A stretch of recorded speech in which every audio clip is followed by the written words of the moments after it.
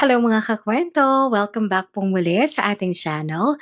Kamusta ho ang lahat? Sana ho ay okay kayo. Samahan niyo akong muli ngayon sa panibago na naman nating kwento. At ito ay tungkol sa isang dalaga na inalay daw ang kanyang sarili sa ikakasal ng amo. Paano kung muli silang magkita 7 years later?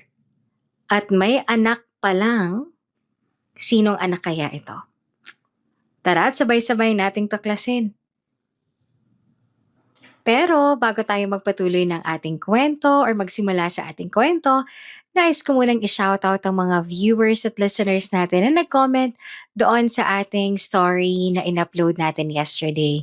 Shoutout sa inyo, Lani Elugon or Ilogon at Armen Datula from Montreal, Canada. Maraming salamat po sa pakikinig and God bless you po. Eto na talaga, magsimula na tayo. Umugong ang kulog sa makulimlim na kalangitan at unti-unting dumidilim ang paligid. Ngunit hindi naman ito sapat upang hindi makita ng maayos ang daang tinatahak ng isang black SUV kung saan nakasakay ang CEO na si Eros Villafuerte. 30 years old. Kasama ang kanyang sekretarya na si Clara de Jesus, 28. Papunta sila sa isang karatig na probinsya upang bisitahin ang isang hidden paradise na tinatawag.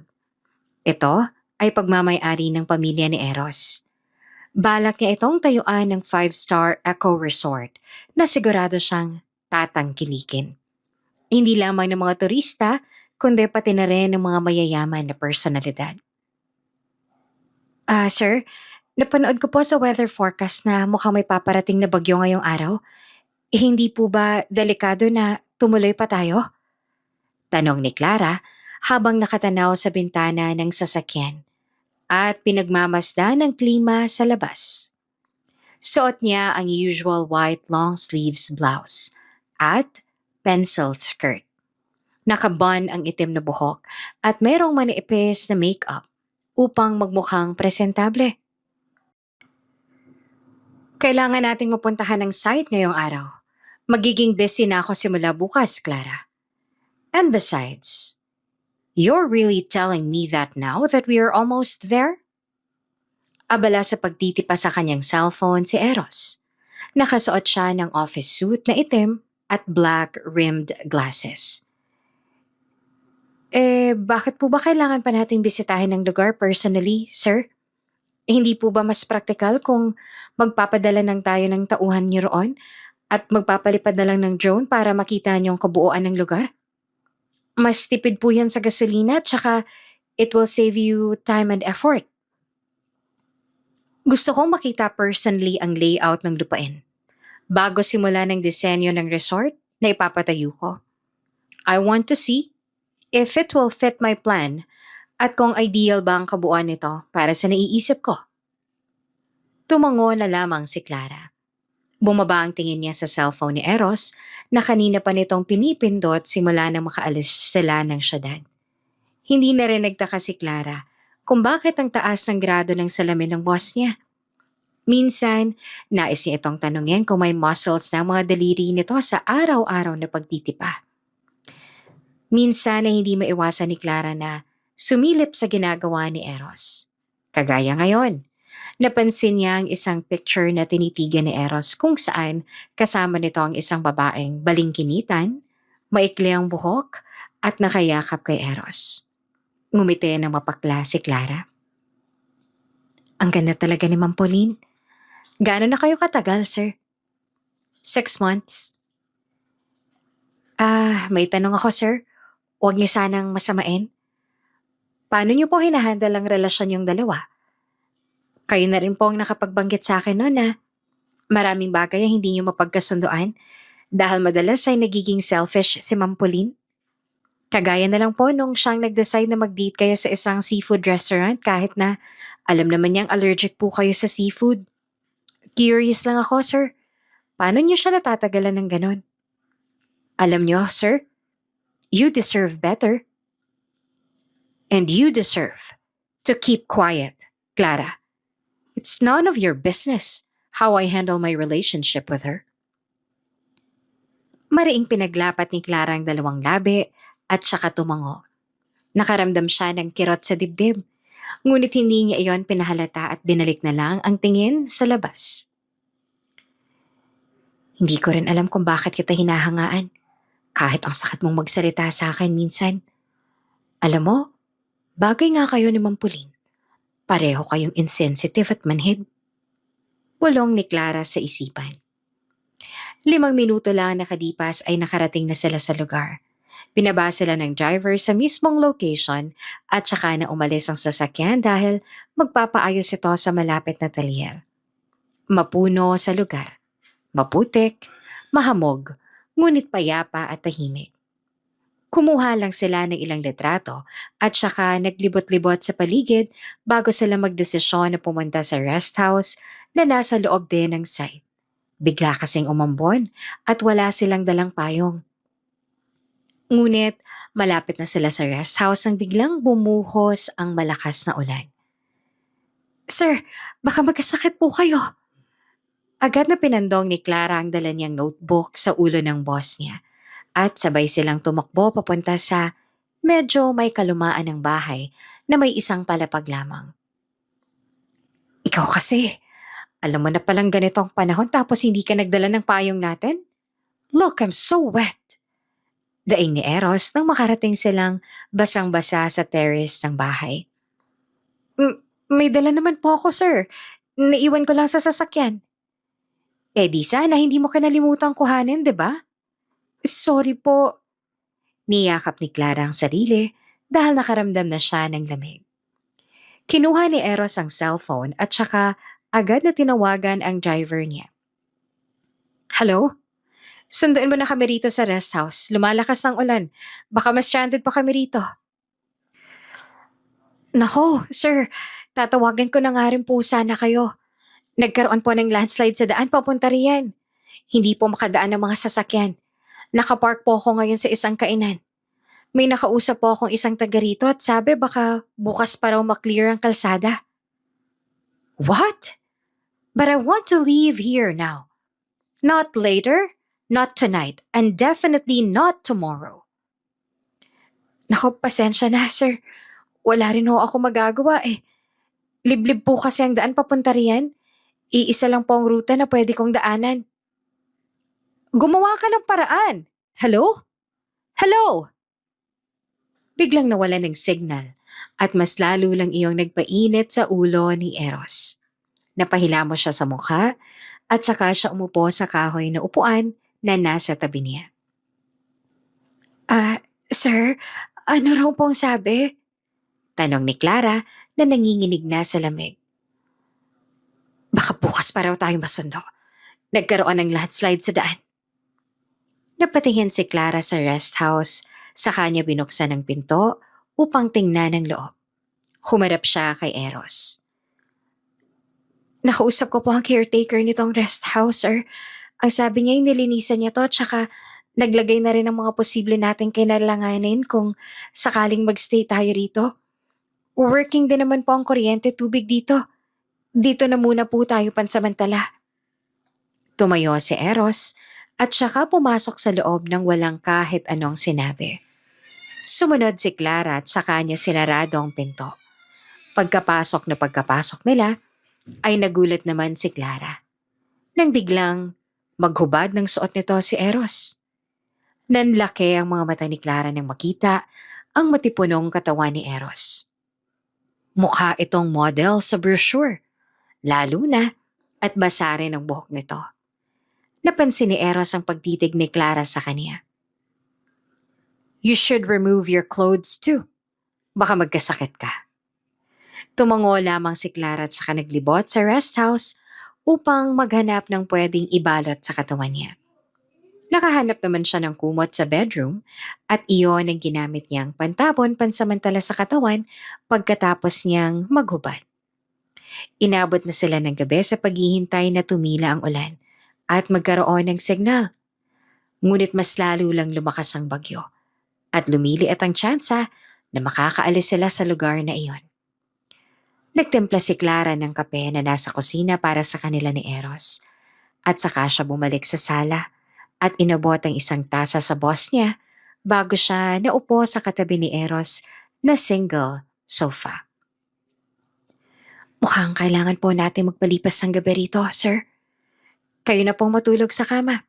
Dito na po ako sa sofa. You know, you're right. Napaangat ang tingin si Clara. Napansin niya ang biglang pagbabago ng ekspresyon ng mukha ni Eros. Kung hindi ako nagpumilit na pumunta rito, di sana, hindi tayo na stranded. Ano ka ba, sir? Okay lang po yun. Hindi nyo naman po ginusto na mangyari to at tsaka wala naman pong problema sa akin. My parents are right. My stubbornness leads to trouble. Biglang lumambot ang ekspresyon ni Eros at saka siya humigop ng kape. Hindi po ba kayo in good terms ang parents ninyo, sir? Ever since I went to school to study business, lumaki akong laging nape-pressure na maging magaling sa lahat ng bagay. And it's actually tiring. They want me to do my best and so I did. Pero sa kanila, kulang pa rin yun. I'm hoping that this next project of mine here will make them satisfied. Kaya pinupush ko tong maging successful. Baka sakaling maging proud sila sa akin. Hinawakan ni Clara ang balikat ni Eros at napatingin naman doon ang binata. Magaling ka, sir. 3 taon na po ako nagtatrabaho para sa'yo. At na-witness ko po kung gaano kakagaling mag-manage ng company. At kung iniisip mo na hindi pa sapat lahat ng efforts mo, nagkakamali ka, sir. It is more than enough. You are enough, sir. Ngumiti si Eros at saka niya hinawakan ng kamay ni Clara. Ikaw ang unang taong nagsabi niyan sa akin. So thank you, Clara. Tumango si Clara. Nagkatinginan silang dalawa at biglang nakaramdam ng kakaibang sensasyon si Clara sa paraan ng pagtingin sa kanya ng binata.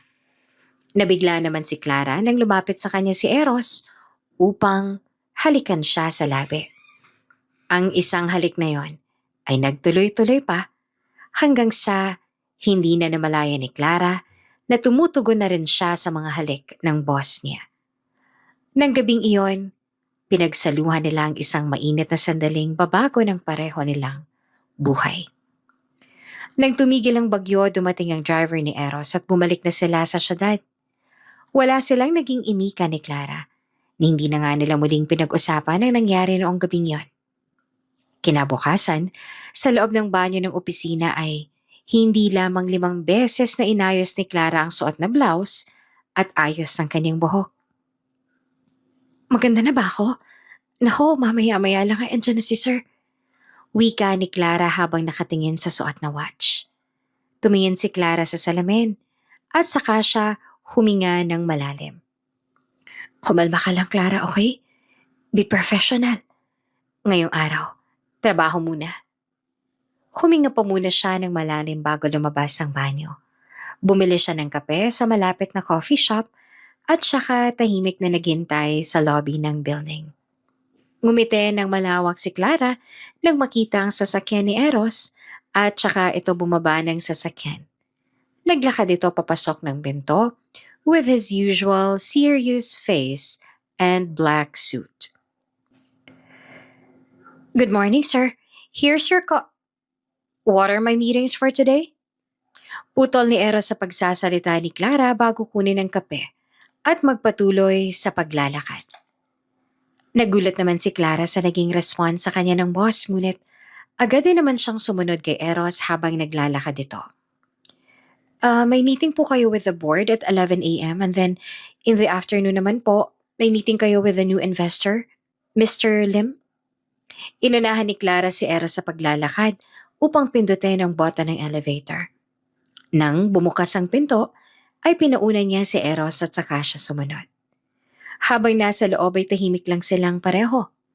Kahit ang tingnan ng refleksyon nila sa pader ay hindi nila magawa. Nakaramdam sila ng awkwardness na dati naman ay wala at normal lamang para kay Clara na maging tahimik ang boss niya. Pagkarating nila sa opisina ni Eros ay pinanood niya ang binata na umupo sa swivel chair nito at magbukas ng laptop. I need to reread the investor's profile. Can you find it for me? Yes, sir. Hold on. Nagsimulang maghalongkat ng mga papeles si Clara sa mga cabinet na nasa loob ng opisina. Habang ginagawa niya iyon, ay sumulyap siya kay Eros. Nagbabaka sakali na titingin ito sa direksyon niya, ngunit hindi. Kung kumilos siya, parang hindi kami magkasama kahapon. Nagka-amnesia ba siyang bigla? Nang mahanap ang papeles ay nilapag iyon ni Clara sa ibabaw ng lamesa ni Eros. Ito na po pinapahanap ninyo, sir. Let me know po if meron pa po kayong ipapagawa. Habang sinasabi yon ni Clara, ay diretso lang tingin niya sa lamesa. Sumenyas lang si Eros kay Clara na maaari na itong umalis. Pilit naman nang umiti si Clara. At akmang aalis na, nagbigla siyang tawaging muli ni Eros. Clara, wait. Yes, sir? Muling nabuhay ang ngiti ni Clara. Ito na ba yon? Kakausapin na ba niya ako tungkol sa nangyari kagabi? Sabi ko na nga, be. Baka mahanap lang siya ng tiyempo na kausapin ako. Pakilakasan ng aircon. Bumagsak ang balikat ni Clara. Pakiramdam niya ay bigla siyang nanghina. Nawala ng gana upang magtrabaho. Agad niyang ginawa ang inutos ni Eros at saka na siya lumabas at bumalik sa pwesto niya. Bakit ganun? Bakit parang wala siyang pakialam sa nangyari sa amin? O baka naman ako lang talagang ginagawang big deal yon? Wala lang ba talaga yun sa kanya? Pero bakit una siyang umalik? Bakit niya yung ginawa? Hindi na namalaya ni Clara ang isang luha na kumawala mula sa kanyang mata na mabilis naman niyang pinunasan. Kinahaponan dumating si Pauline na may dalang cake. Babe, I'm so excited for our wedding. Nakapili na ako ng gown. And I want it to be perfect. Kaya sasamahan mo ako sa designer bukas, ha? I need your second opinion about my choice. Wika ni Pauline habang nakahawak sa braso ni Eros. Nakaupo sila sa sofa, habang si Clara naman ay abala sa paglalabas mula sa paper bag ng mga dala ni Pauline. I can't. I have a lot of work to finish tomorrow. Kaya mo nang pumuntang mag-isa. But I want you to be there. And besides, kailangan na rin nating tumingin ng wedding rings. Marami pa tayong aasikasuhin para sa kasal. We still need to make a list of our ninong and ninang. Andiyan naman si Clara. She can assist you in all your plans. Tumingin si Pauline kay Clara at saka niya ito inirapan. Di naman ako sa kanya magpapakasal eh. Sa'yo naman. Pero nakagawa ka na ng desisyon sa lahat, hindi ba? Ano pa bang kailangan kong gawin? I will just provide all the money that we need for this wedding.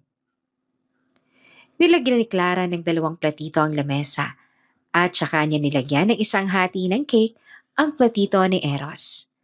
May dala ring pasta si Pauline kaya naman binuksan ni Clara ang container at saka nilagay ang kutsara sa kaliwang bahagi ng container at saka na naman ang tinidor dahil kaliwete si Eros. Akmang magsasalin din ng juice si Clara sa baso nang hawakan ni Pauline ang kamay niya. Let me do that. Can you leave us alone? Inagaw ni Pauline ang baso at pitchel ng juice mula kay Clara. Sige po, excuse me. Naglakad patungo sa pinto si Clara.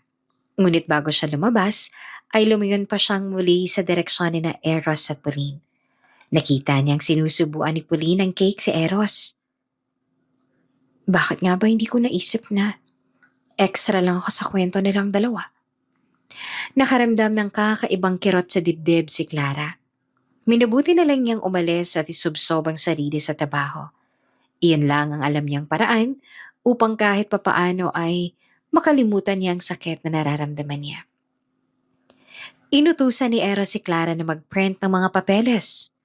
Habang nasa printing room si Clara, ay bigla siyang nakaramdam ng hilo kaya umupo siya saglit sa upuan habang hinihilot ang sintido.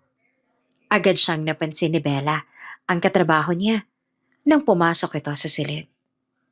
Oh, Clara, ayos ka lang ba? Masama bang pakiramdam mo? Dapat hindi ka na muna pumasok. Ayos lang ako, Bella. Medyo nahihilo lang. Siguro sa pagod.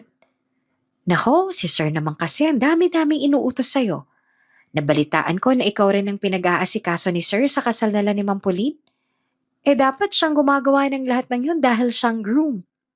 Parang hindi naman siya excited sa kasal nilang dalawa.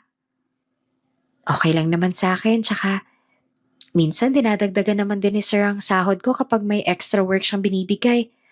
At saka sanay na rin ako sa kanya, Bella. Choice mo yan eh. O siya, tapos ka na bang mag-print? Ako naman. Hindi inakala ni Clara na ang hilong iyon ay mapapadalas pa. Lalo na sa umaga na sinasabayan pa ng pagsusuka. Nang magsimula ang preparasyon para sa kasal, kahit na masama ang pakiramdam ni Clara, ay sinasamahan pa rin niya si Pauline sa mga lakad nito. Habang nakikipag-usap si Pauline sa manager ng hotel na gagamitin nila for the reception, nakaupo si Clara sa isang sulok habang chine-check ang period tracker niya sa cellphone. 1 week na akong delayed. Napahawak si Clara sa tiyan at saka napalunok. Nagsimula ng sakupin ng kaba ang dibdib niya. Ilang araw ring balisa at puno ng takot ang isip ni Clara. Ayaw niyang magpadala sa akala. Hindi lang dahil sa kalakip na responsibilidad ng maaaring nasa loob niya, kundi pati na rin ang takot dahil ang kasama niyang nakabuo nito ay ikakasal na sa iba. Makalipas ang 2 araw, buo na ang desisyon ni Clara at saka siya bumili ng pregnancy test kit. Dala ang binili, bumalik siya sa opisina at nagmamadaling naglakad patungo sa CR. Ngunit sa hallway ay hindi niya napansin si Eros kaya nagkabanggaan sila at nahulog ang paper bag na may lamang pregnancy test. Sir, sorry po. Hindi ko po kayo napansin. Nauutal na saan ni Clara at nanlaki ang mga mata niya nang makita si Eros. Next time, be careful. Ang laki-laki ng daan tapos makikipagbanggaan ka sa akin. At saka bakit ka ba nagmamadali? May hinahabol ka ba? Napadpad ang mga mata ni Eros sa paper bag na nahulog sa sahig. Akmang dadamputin na ni Eros ang paper bag nang unahan siya ni Clara. Wag! Nangunot ang noon ni Eros nang biglang sumigaw si Clara. Pinagtinginan sila ng ibang empleyado na nasa paligid, ngunit wala nang pakialam si Clara doon. Pasensya na po, sir. Mauuna na po ako. Nagmamadali ang saad ni Clara nang makatayo at mabilis na dumiretso sa CR. Nagkulong siya sa isang cubicle at saka niya ginamit ang PT ayon sa instruction nito sa kahon. Nang matapos lagyan ng ihi ang PT, ay pumikit muna si Clara at saka huminga ng malalim. Unti-unti niyang binuksan ang mga mata at pakiramdam niya ay biglang nandambot ang mga tuhod niya nang makita ang 2 guhit sa PT. Hindi. Hindi pwede. Bumagsak ang luha ni Clara, kasabay ng pag-upo niya sa takip ng bowl. Natutup niya ang bibig upang pigilan ang pagkawala ng mga hikbi. Buntis ako. At si Eros ang ama. Paano ko ito sasabihin sa kanya? Sasabihin ko ba? Anong sasabihin ng mga tao kapag nalaman nilang pumatol ako sa boss namin na malapit ng ikasal? Bukod sa takot na malaman ni Eros ang tungkol sa bata, natatakot din si Clara na lumaki ang anak niya sa isang lugar na puno ng panghuhusga. Ngunit wala na siyang magagawa. Nandyan na ang anak niya. At ang tanging magagawa na lang niya ay alagaan ito at siguraduhin na mailalabas niya ito ng malusog. Magiging nanay na siya. Kung sa iba, maaaring iyon ang pinakamasayang araw ng buhay nila, ngunit para kay Clara, iyon ang magpapabago ng buhay niya ng tuluyan. Kinabukasan agad na nag-file ng resignation letter niya si Clara. Sa loob ng opisina ni Eros, tinitigan nito si Clara gamit ang matatalim nitong mga mata. What is this? Mag-resign na po ako, sir. Alam ko at nabasa ko. Pero bakit? Hindi ko po pwedeng sabihin ng dahilan. Bakit hindi pwede?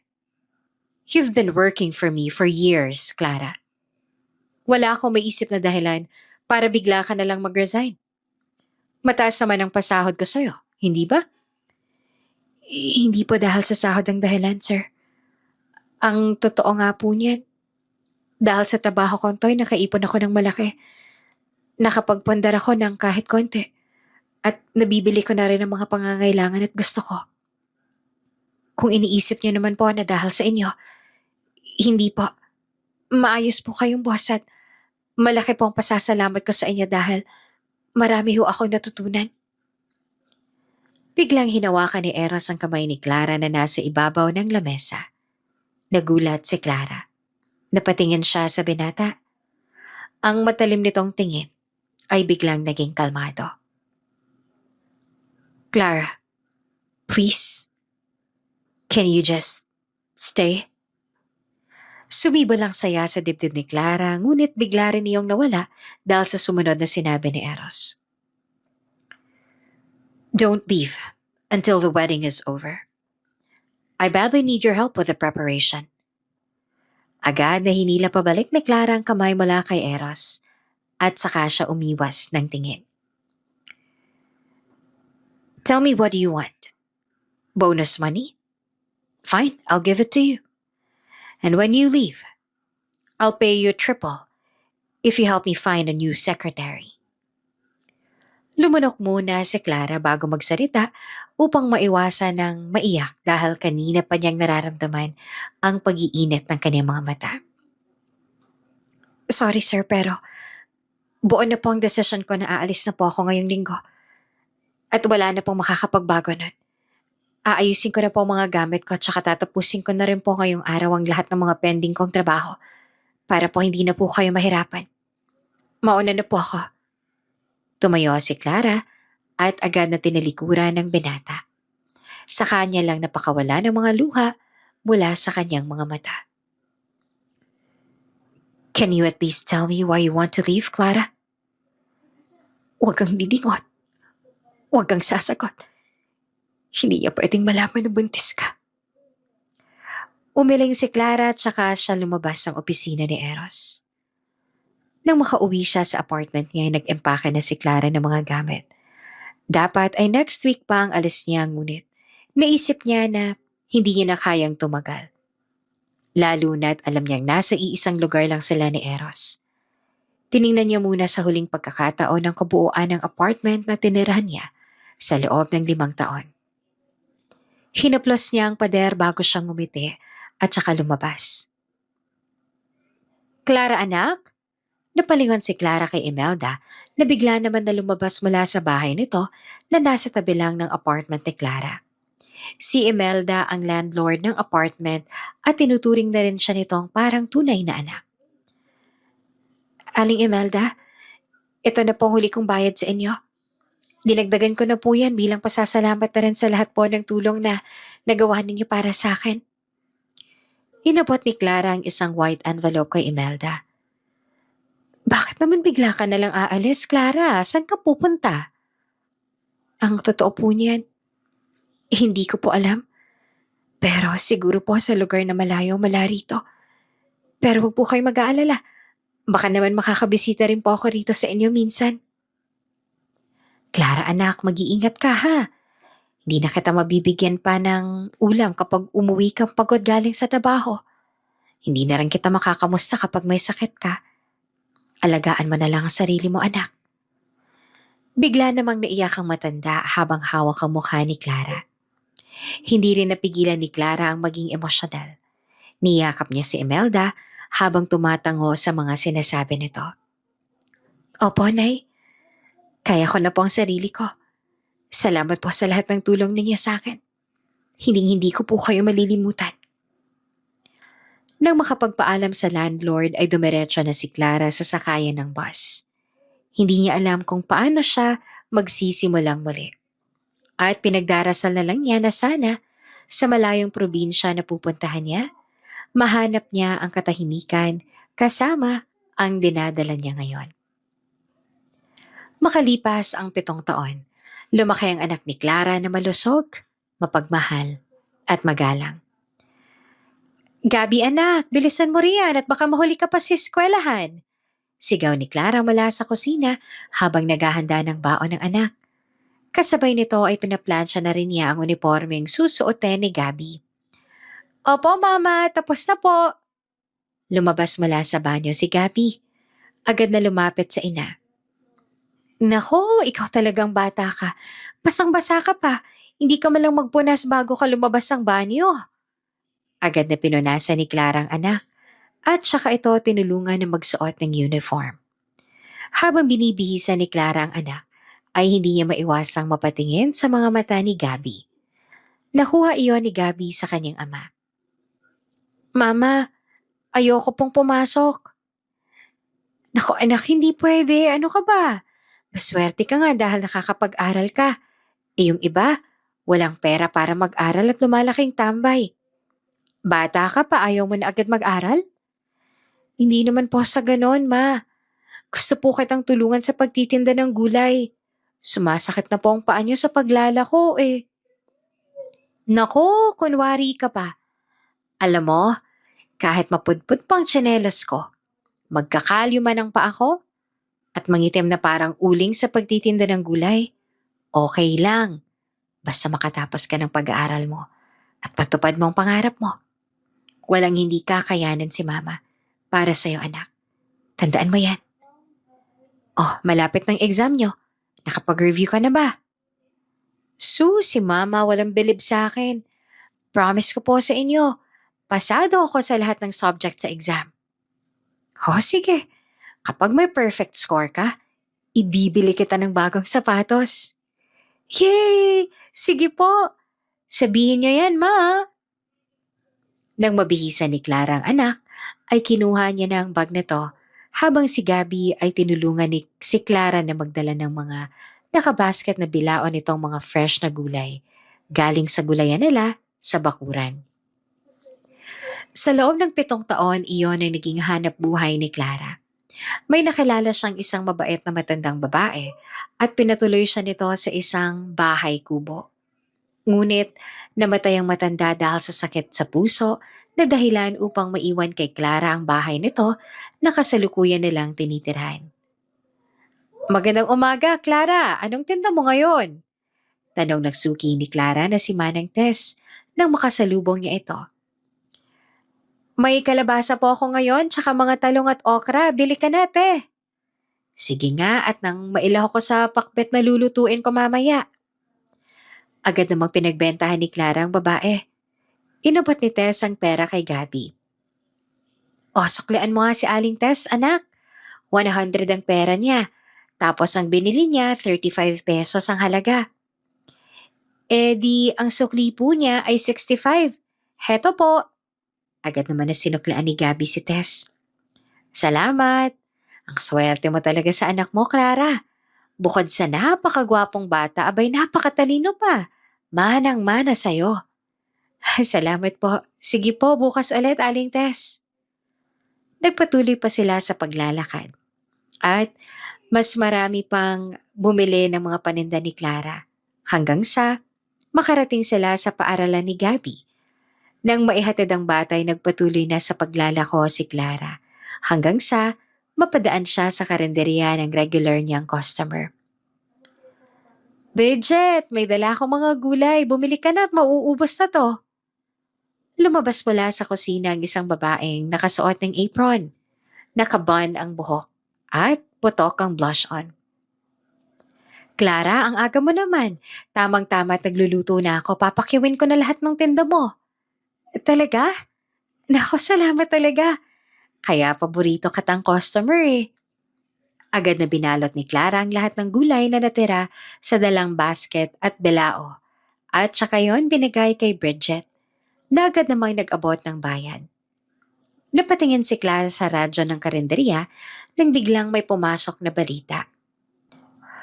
Mula sa rurok ng tagumpay, tila dire-diretso ngayon ang pagbulusok pababa ng Villafuerte Group of Companies. Ayon sa mga insider at financial analysts, ang mabilis na paghina ng kumpanya ay bunsod ng mga personal na issue at kontrobersiyang kinasasakutan mismo ng CEO na si Eros Villafuerte. Biglang bumilis ang tibok ng puso ni Clara nang marinig niya ang pangalan ni Eros. Habang tinitingnan ni Bridget ang mga gulay, ay bahagyang lumapit si Clara sa radyo upang mas marinig ang sinasabi ng reporter. Matatandaang naging ugong-ugong sa business world ang matinding hidwaan sa pagitan ni Eros at ng kaniyang mga magulang. Ang kaniyang pagre-rebelde sa pamilyang sinasabing naging dahilan upang mawalan siya ng suporta mula sa mga major investors sa matagal ng kaalyado ng kaniyang mga magulang. Dagdag pa ng anchor. Napansin ni Bridget si Clara na tahimik na nakikinig sa balita, kaya naman nilapitan niya ito. Nako, si Eros na naman. Alam mo, sayang ang lalaking yan. Balita ko ang gwapo raw niyan tsaka mayaman. Kaso lang, nalulong sa ala kaya unti-unting bumagsak ang kumpanya. At ang mas malala pa niyan, nagre-rebelde sa mga magulang niya ng dahil lang sa isang babae. Alak? Hindi siya umiinom ng alak. Napataas ang dalawang kilay ni Bridget. Ha? Paano mo nasabi? Close kayo? Nabasa ko lang sa dyaryo. Pero kahit na hindi kami magkakilala, noon pa man ay nakakabasa na ako ng mga article tungkol sa kanya. Hindi lang ako makapaniwala na guguho lang ang pinaghirapan niya nang dahil lang sa paglalasing. Agad na pumasok sa isip ni Clara si Pauline. Inisip ni Clara na baka si Pauline ang tinutukoy ni Bridget na babae na dahilan kung bakit nawala sa sarili nito si Eros. Nako, matagal nang baliw yang si Eros. Nagsimula ang lahat nung umatras siya sa kasal nila ni Pauline. Imagine, si Miss Pauline yun Galing sa mayamang pamilya at model pa sa magazine. Ano? Hindi na tuloy ang kasal nila? Oo. Settled na nga ang lahat noon nang biglang hindi raw sumipot si Eros sa kasal nila ni Pauline. Tapos ang balita pa, may third party raw. Ang daming ang nalink na babae kay Eros pero hanggang ngayon, hindi pa rin malinaw kung sino bang babaeng matagal niya nang hinahanap at hindi raw makalimutan. Ang mayayaman talaga, no? Palibhasa hindi hirap sa pera kaya walang pakialam kung masira man lahat ng pinaghirapan nila. O siya, sige na. Babalik na ako sa kusina. Bukas sa ulit ha, Clara. Hindi na nakasagot pa si Clara at tila nabingi siya sa mga narinig.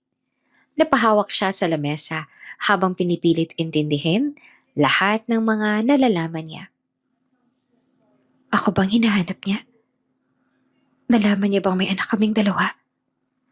Agad na kinuha ni Clara ang basket at balao at nagmamadaling umuwi ng bahay. Kinahapunan sinundo niya si Gabby sa eskwelahan at agad niya itong niyakap pagkalabas pa lamang ng gate. Mama, ang aga niyo po Naubos niyo po bang mga tinda ninyo? Oo anak.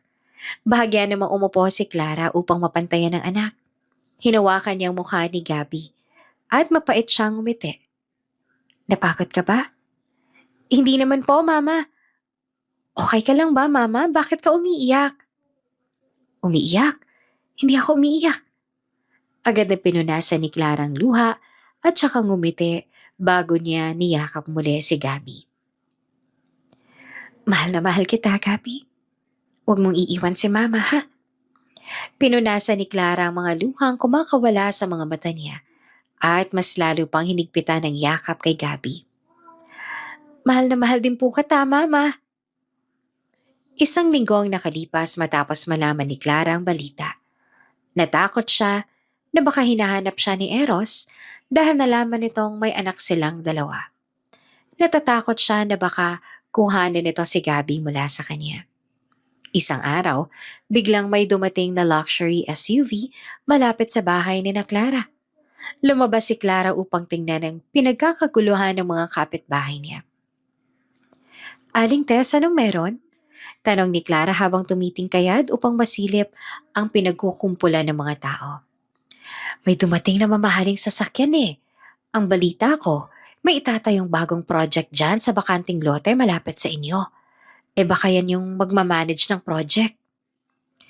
Nang mapansin ni Clara ang plate number ng sasakyan, napakura pa siya upang masiguro na hindi siya namamalikmata. ZEL 001. Pamilyar ang plate na ito. Hindi kaya. Napaatras si Clara at nagdadasal na sana ay mali ang hinala niya. Biglang bumukas ang pinto ng SUV at bumaba mula roon ang isang matangkad na lalaki na walang iba, kundi si Eros. Nanlaki ang mga mata ni Clara nang makita ang binata sa suot nitong black slacks at polo. Ngunit hindi inaasahan ni Clara na sa 7 taon na lumipas ay mas lalong tumanda ang itsura ni Eros. Maitim ang ilalim ng mga mata nito at mahaba na rin ang balbas nito.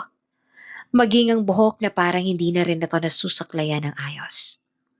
Mabilis na tumakbo pabalik sa bahay niya si Clara at nagsarado ng pinto at bintana. Napasandal siya sa likod ng bintana habang hinahabol ang hininga. Bakit siya andito? Kinabukasan nagpunta sa palengke si Clara kasama ang anak niya.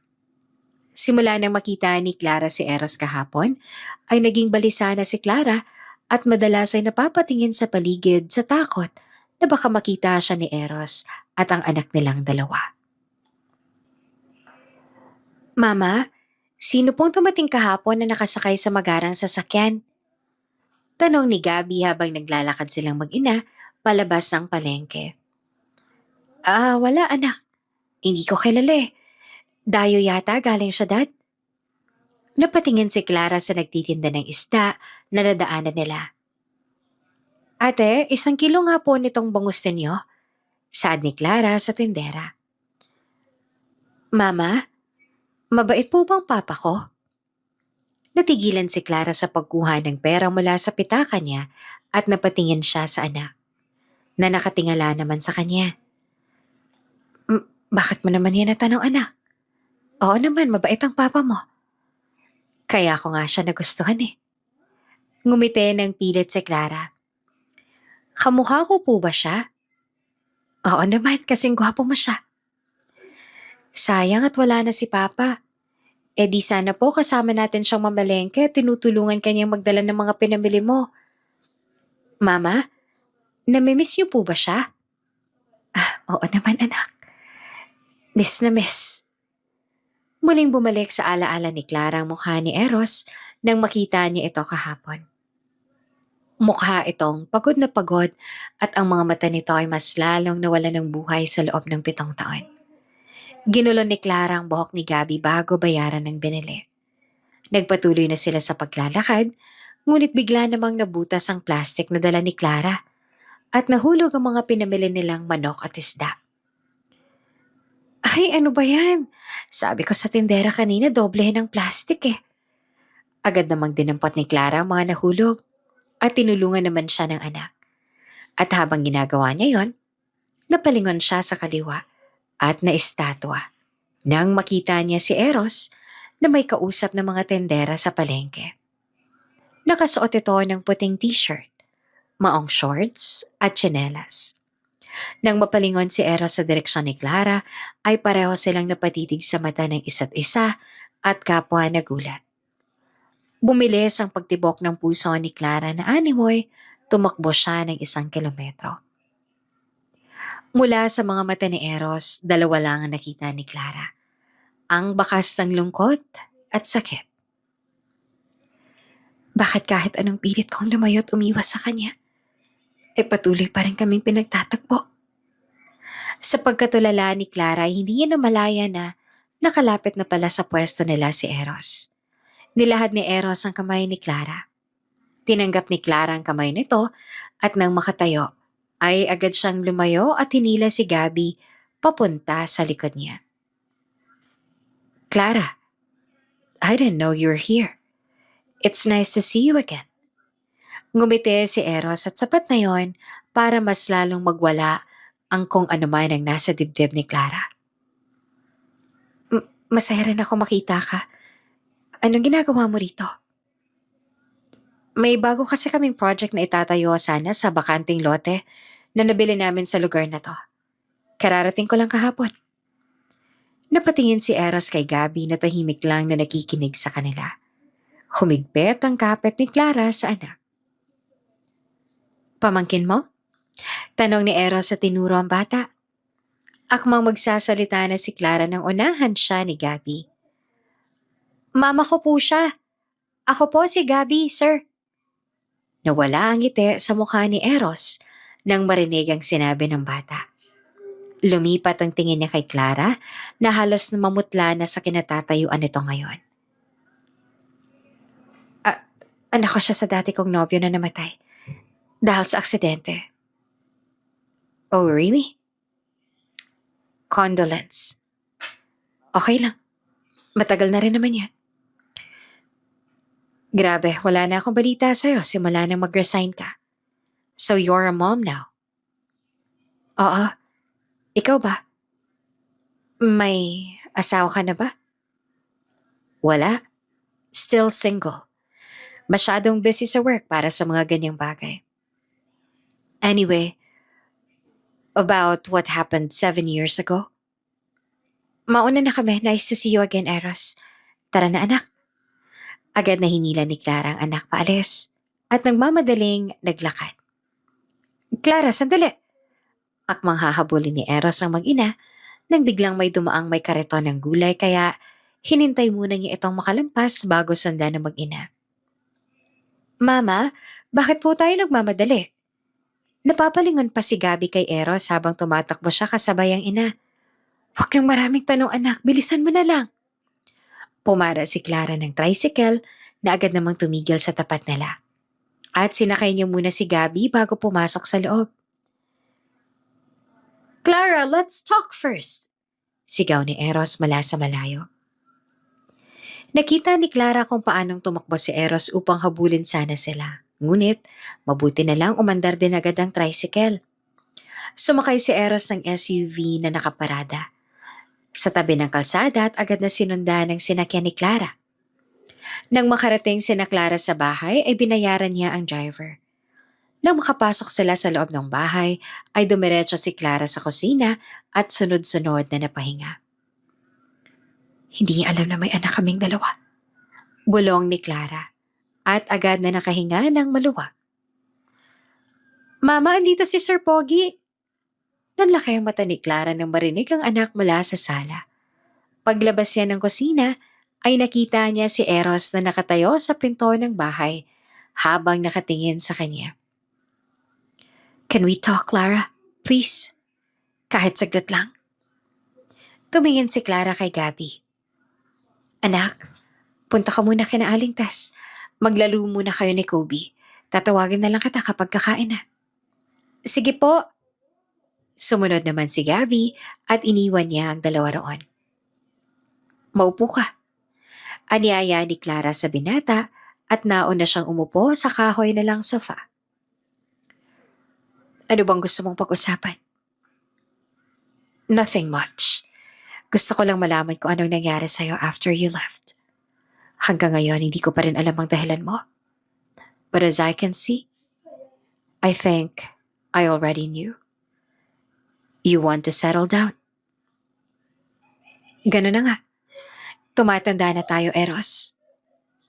Minsan sa buhay, maiisip na lang natin na gusto na nating mag-settle down at magkaroon ng pamilya.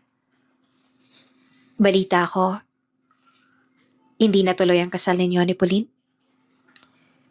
Hindi naman talaga yun ang gusto ko eh. Actually, after you left, wala na rin namang nag-asikaso sa kasal kundi siya. She badly wants that wedding to happen.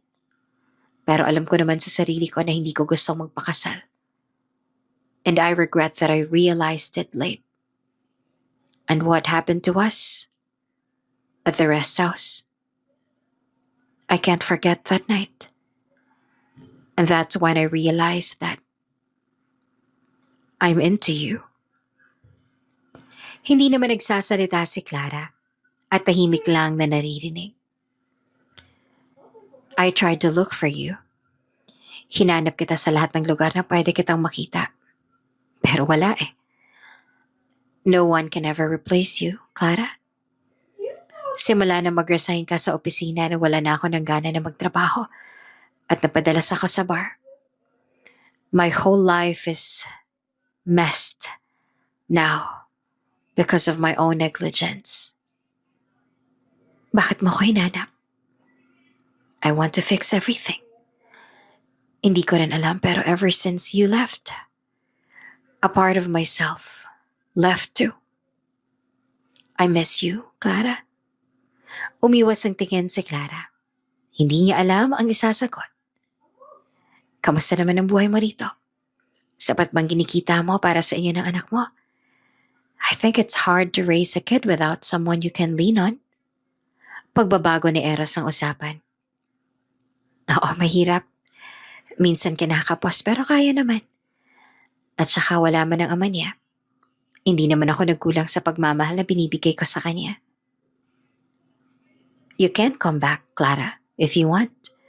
Magtrabaho ka ulit sa akin bilang secretary ko. Dodoblehin ko ang sweldo mo. Tipid ng umiti si Clara.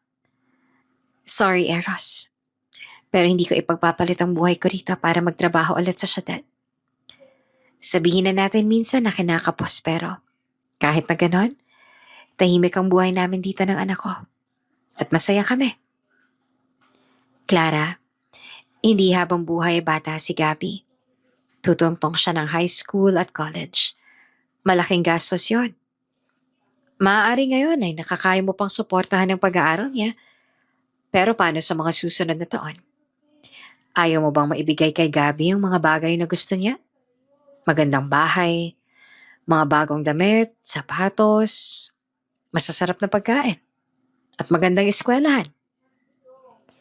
If you will work for me, pag-aaralin ko si Gabby. Napatingin si Clara sa mga letrato nilang dalawa ng anak niya. Tama si Eros. Lumalaki na nga si Gabby. Pinagmasdan din ni Clara ang loob ng bahay. May mga butas na ang bubong nito na problema nila tuwing umuulan. Hindi pa sementado ang sahig at luma ng mga gamit sa loob. I can help you to give Gabby the best in everything, Clara. Just work for me again. Binalik ni Clara ang tingin sa binata. Tama siya. Ngunit kung tatanggapin ko ang alok niya, ay parang tinanggap ko na siyang muli sa buhay namin ng anak namin. Pero hanggang kailan ko nga ba maitatago mula sa kanyang katotohanan? Sige, magtatrabaho ako sa'yo ulit. Nagliwanag ang mukha ni Eros at akmang yayakapin niya si Clara. Ngunit mabilis na sinanggahan ni Clara ang kamay laban kay Eros. Gagawin ko to para sa anak ko. May maintenance kasi siyang gamot sa hika. At kasabay noon ay may mga gastusin nun siya sa eskwelahan. I know. And I am very happy to help you. Tumango lamang si Clara at saka siya tumayo. Kung wala ka na kailangan, magluluto na ako ng tanghalian namin. Nang tumalikod si Clara ay muli nagsalita si Eros. Pwede bang dito ako magtanghalian? At saka kung wala kang gagawin, pwede mo ba ako samahang maglibot-libot dito sa inyo? Walang nakitang masama si Clara doon kaya naman, pumayag siya. Pagkatapos silang kumain ay naglakad-lakad sila sa lugar kasama si Gabby. Ang sabi ni Eros ay kailangan niya munang makita ang lugar upang masiguro na perfect iyon para sa new project niya. Hindi naman maiwasan ni Clara na maalala ang mga panahon ng sekretarya pa siya ni Eros. Noon ay isa rin siya ang kasakasama nito sa pagsa-sightseeing ng mga lugar na binili ni Eros para sa isang bagong resort. Sir Pogi, mayaman ka po ba? Tanong ni Gabby na nasa gitna ng dalawa. Oo, malaki ang bahay ko sa syudad tsaka may mga kotse ako. Eh di marami kang pera? Bahagyang natawa din si Eros. Oo, sakto lang. Kapag nag-aral ka ng mabuti at nagkaroon ka ng magandang trabaho at negosyo, baka mas maging mayaman ka pa kesa sa akin. Ngumiti ng malawak si Gabby. Gusto ko pong maging kagaya mo, sir. Tito Eros na lang. Hinawakan din ni Eros ang isang kamay ni Gabby. Hindi naman maiwasan ni Eros na titigan ang mukha ni Gabby. Kagaya niya kasi, ay meron din itong itim na mga mata na medyo singkit at makapal na kilay. Hindi niya maiwasang makita ang batang siya kay Gabby. He looks like me. Hindi kaya. Nag-angat si Eros ng tingin kay Clara ngunit napailing din agad siya. Imposible. Kung ano-ano namang naiisip mo, Eros. Hindi pa man sila nakakalayo ay may nakita silang mga bata na naglalaro sa tabi ng kalsada. Ang isa rito ay nagbabike pa. Tito Eros, marunong ka po bang magbike? Oo naman, madali lang yon. Pwede niyo po ba akong turuan? Oo naman. Sandali, hiramin natin ha. Lumapit si Eros sa batang nagbibisikleta at hiniram niya ang bike nito. Binigyan ni Eros ng 1,000 ang bata nang ipahiram nito ang bisikleta. Masaya namang lumapit si Gabby kay Eros at agad siyang sumakay sa bike. Eros, wag na, ibalik mo na yan. Bawal mapagod si Gabby. Bakas ang pag-aalala sa mga mata ni Clara. Don't worry, di ko siya papagurin. Ngumiti naman si Eros. Upang hindi na mag-alala si Clara. Wala ring nagawa si Clara na makita ang saya sa mata ng mga anak niya. Pinanood niya lang si Eros at turuan si Gabby na magbike. Hindi rin nagtagal ay mabilis na natuto si Gabby at kaya na nitong pumedal ng walang alalay ni Eros. Natutuwa naman si Clara na panoorin ng anak. Lumapit si Eros kay Clara at sabay nilang pinagmasdan si Gabby na makipaglaro sa ibang bata. He's a fast learner. Kapag nasa syudad na kayong dalawa, bibilang ko siya ng bisikleta. Huwag na. Bakit naman? Bakit ko pa siya tinuruan kung wala siyang sariling bike? Ayoko lang na maging spoiled siya at masanay na binibigay ang lahat ng gusto niya. It's just a simple gift, Clara. At saka sa nakikita ko naman ay hindi siya ganong klaseng bata dahil napalaki mo siya ng maayos. Natutuwa lang ako sa kanya kaya sana hayaan mo akong bigyan siya ng makakapagpasaya sa kanya. Nang matapos sa pagbibisikleta si Gabby ay nilapitan siya ni Eros at ni Clara. Bahagyang umupo si Eros upang mapantayan si Gabby. Pawis na pawis ka na. Ano, magaling ka na ba? Kumuha si Eros ng panyo sa bulsa at sa kanya pinunasan ng pawis ni Gabby. Opo, madali lang po pala yon. Pinagpastan lang ni Clara si Eros na asikasuhin si Gabby. Wala sa sariling napangiti si Clara sa nakikita niya. Kung normal lang ang lahat, matutuwa siya dahil nakikita niya kung paanong maging ama si Eros kay Gabby. Ngunit dahil sa sitwasyong ito ngayon, may halong guilt ang nararamdaman niya at takot. Guilty siya dahil hindi niya mabigyan ng karapatan si Eros sa maging tatay sa anak nila. At natatakot siya dahil baka sa oras na malaman ni Eros ang totoo, ay ilayo nito si Gabby. Nang matapos silang mag-ikot-ikot sa lugar, ay nagdesisyon na silang umuwi. Hapon na rin at malapit ng dumilim. Habang naglalakad silang dalawa ay buhat-buhat ni Eros si Gabby sa likuran na mahimbing na ang tulog. Ayos ang ba talaga sa'yong buhatin siya? Baka sumakit ang likod mo. Saad ni Clara. Okay lang, magaan lang naman siya. Natahimik na silang muli. Maya-maya ay naisip ni Eros na magbukas ng bagong topic. Ang swerte ng tatay ni Gabby. Naranasan niyang mahalin ang babaeng katulad mo. Tumingin si Eros kay Clara na diretso lang tingin sa daan. May mga naging boyfriend ka pa ba pagkatapos mamatay ang tatay ni Gabby? Wala.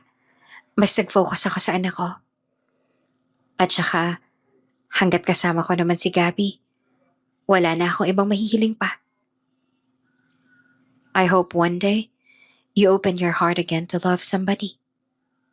Hinawakan ni Eros ang kanang kamay ni Clara Napatingin doon si Clara. Pinagdaop ni Eros sa mga daliri nilang dalawa at tahimik silang naglakad pabalik sa bahay. Nang makarating sa bahay ay nagpaalam na rin si Eros. Sinarado na ni Clara ang pinto at saka naghain ng hapunan. Habang kumakain sila ay kinausap ni Clara ang anak. Sa susunod na linggo anak, lilipat tayo ng bahay. Po, saan po tayo titira? Sa syudad, magtatrabaho ako kay Eros. Talaga po? Yay! Sa wakas makakakita na ako ng building. Ngumiti si Clara at saka hinawakan ng mukha ng anak. Paano ko itatago kay Eros ang katotohanan tungkol kay Gabi kapag nasa syudad na ako ulit? Sana lang ay tama ang naging desisyon ko nang bumalik sa kumpanya niya. Sana hindi ko pagsisihan. Hinalikan ni Clara ang ulo ni Gabi at nagpatuloy sila sa pagkain. Nang pumatak ang sumunod na linggo ay nag-impake na ng gamit nila si Clara at Gabi at saka na rin nagpaalam sa mga kapitbahay nila. Sinundo sila ng sasakyan ni Eros sa sumakay sa isang private yacht papunta sa syudad. Pinatuloy sila ni Eros sa condo unit na to. Kahit nasabihin ni Clara na okay na sila sa rental apartment, ay nagpumilit pa rin si Eros at wala nang nagawa si Clara, kundi ang pumayag. Suot ang lumang floral dress at flat shoes. Naglakad si Clara papasok sa lobby ng building.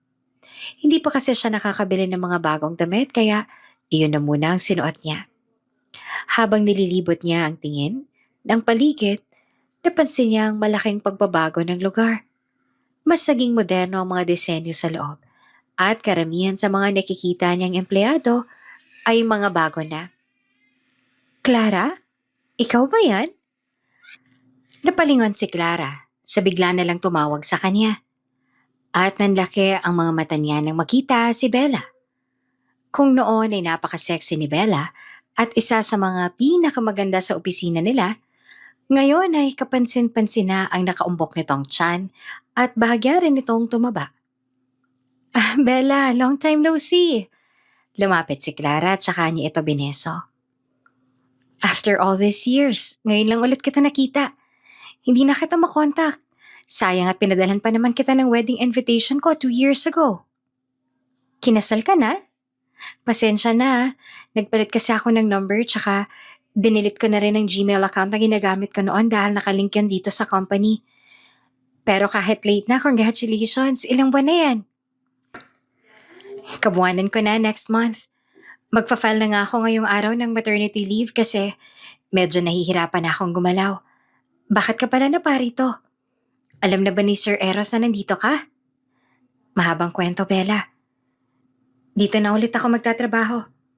Magiging secretary na ulit ako ni Eros. Ni Sir Eros. Talaga? Mabuti naman. Sa lahat ng mga naging sekretarya niya, wala namang nagtatagal dahil sa pagiging maligalig ni Sir. Pero ngayon na nandito ka na ulit, sana naman ay bumalik na rin sa dati si Sir Eros. Naging tamad siya sa trabaho simula nang umalis ka. Ngumiti ng tipid si Clara at saglit na natahimik. Napatingin siya sa suot na relo at napansin na malapit ng mag 7:30 ng umaga. Pasensya na ha, Bella. Mauna na ako. Baka hinahanap na ako ni Sir. Nice to see you again. Promise, sa binyag ng anak mo, makaka-attend na ako. Sige, Clara. Pwede ko bang makuha ang contact information mo ngayon? Nang matapos makipagpalitan ng mga contact info nila, ay nauna na si Clara at naglakad na patungo sa elevator.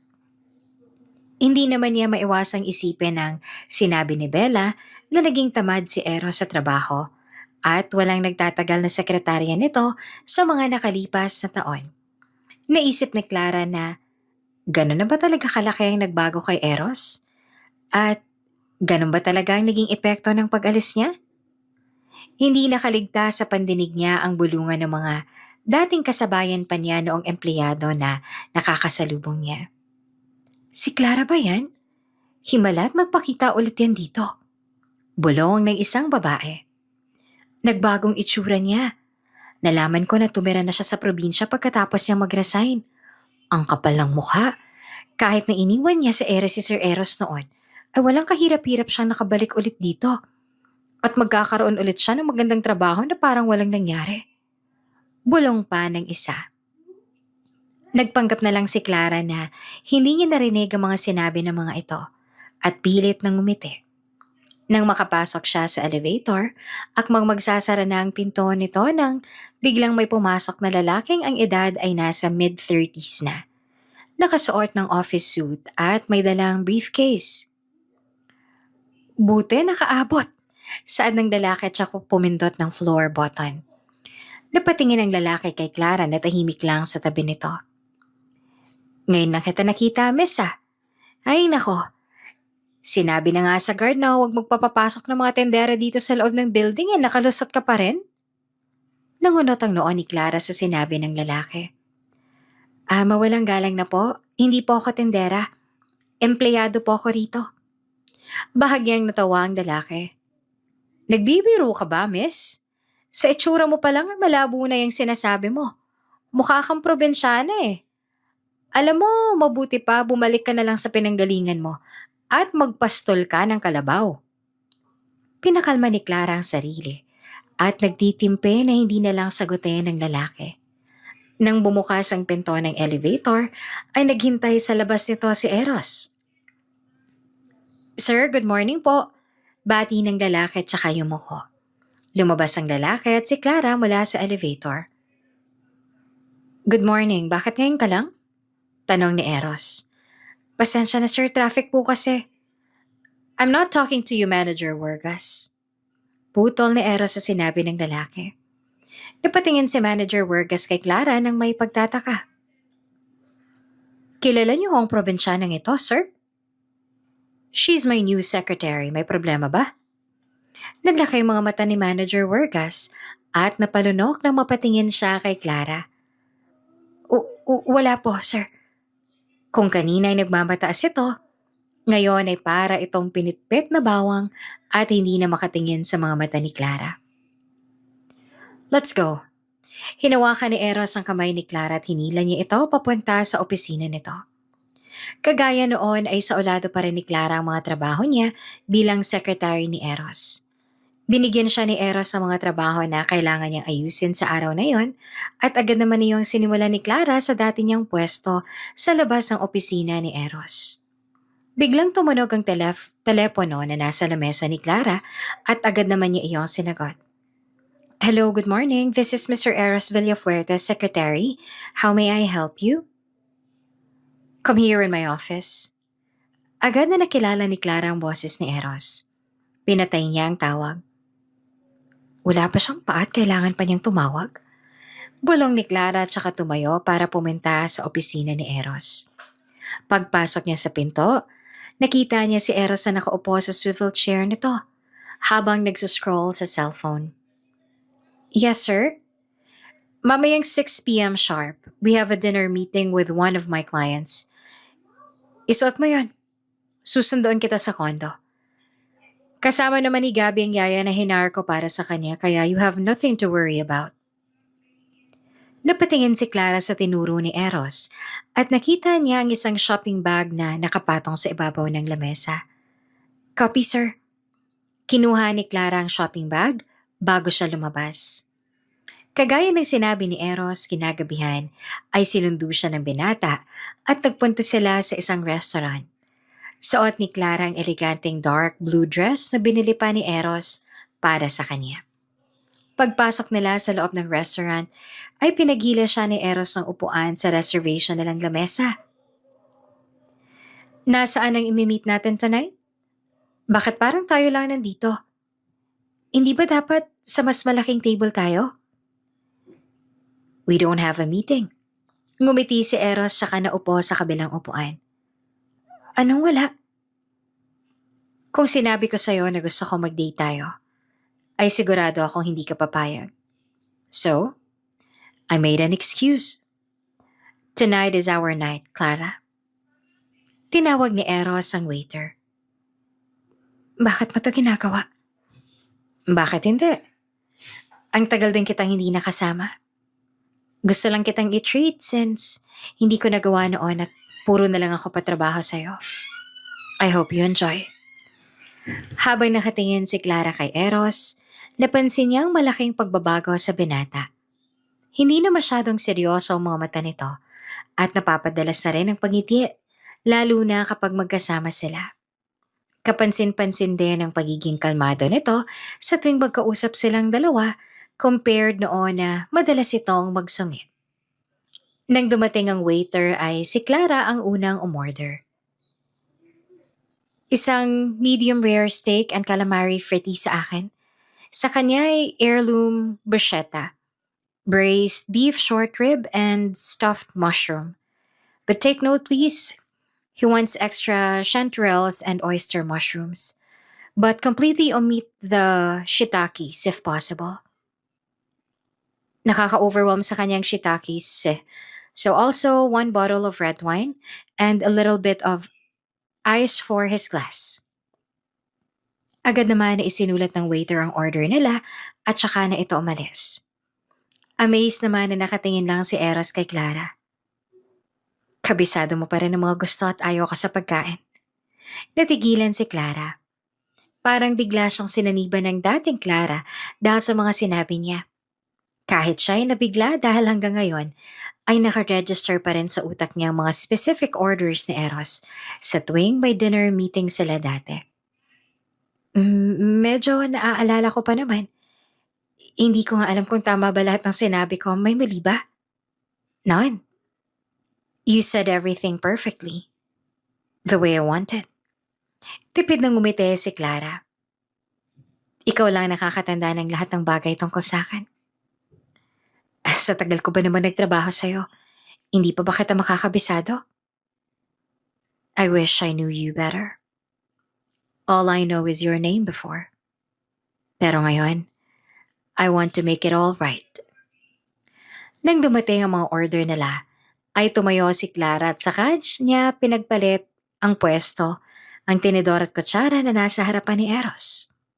Akmang kukunan ni Clara ang napkin para ayusin iyon, ngunit hinawakan bigla ni Eros ang kamay niya. Nagkatinginan silang dalawa.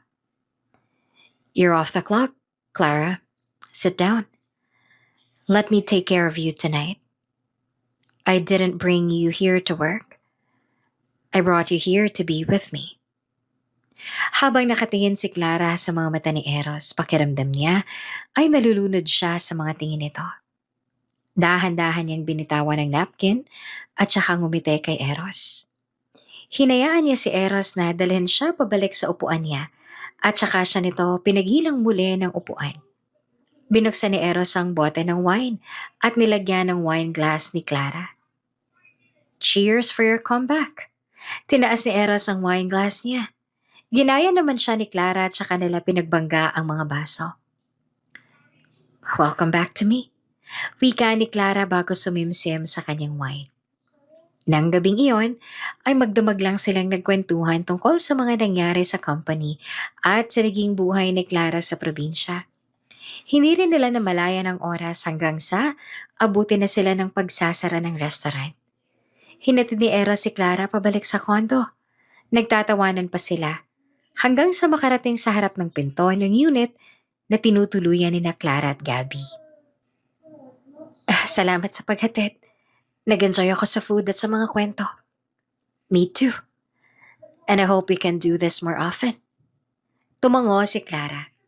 Saglit silang natahimik. Ngunit si Clara na ang unang nagsalita. Sige, pasok na ako. At mang tatalikod na si Clara nang bigla siyang hilahin ni Eros sa braso, na dahilan para mahulog si Clara sa matigas na dibdib ni Eros.